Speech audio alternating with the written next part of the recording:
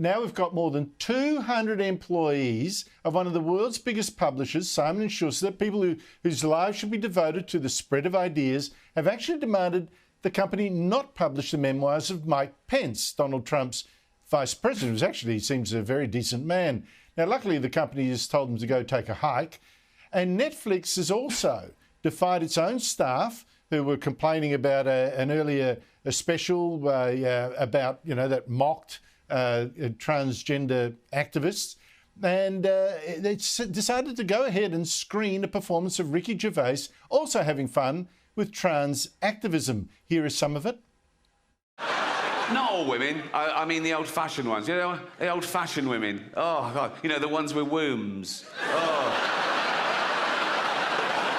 Those dinosaurs. No, I love the new women. I know the new women. They're great, aren't they? The new ones we've been seeing. The old-fashioned, they go like, oh, they want to use our toilets. Why shouldn't they use your toilets? For ladies. They are ladies. Look at their pronouns. What about this person isn't a lady? Well, his penis. Her penis, you bigot.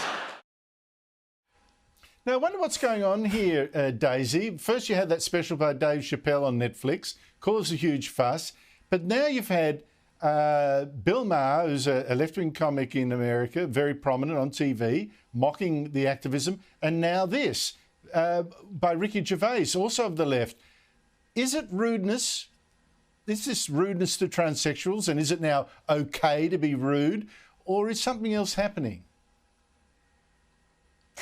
Look, for the record, Andrew, just on Ricky Gervais's piece specifically, I actually watched Ricky Gervais's comedy special last night. And let me tell you, his joke about trans activists is actually about the least offensive piece of material in the whole show. It is quite an extraordinary thing he's put together. It's very amusing, but if you watch it, no matter who you are, you're going to be made to feel very uncomfortable.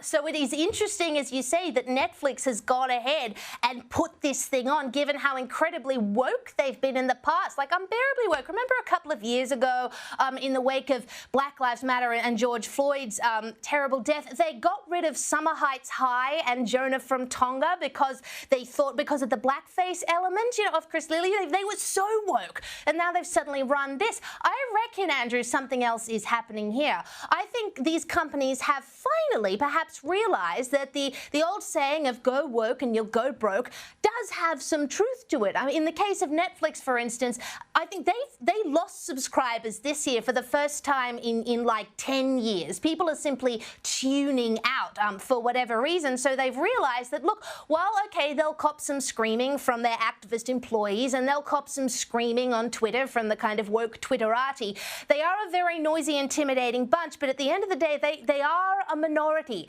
So they must have worked out that the monetary gain and the eyes they'll gain from actually playing controversial but hugely popular comedians like Ricky Gervais and like Dave Chappelle and all the rest is actually greater than any kind of backlash they get from any kind of online activist or woke employee. So I really do hope we see a turning of the tides here, Andrew, but it is certainly a fascinating shift of gears. Well, I actually think they're going to have fewer complaints from their woke employees because they actually fired a number of them. I think they got rid of some programming division about minority communities, so they're out. So, yeah, while the cat's away, the mice will play.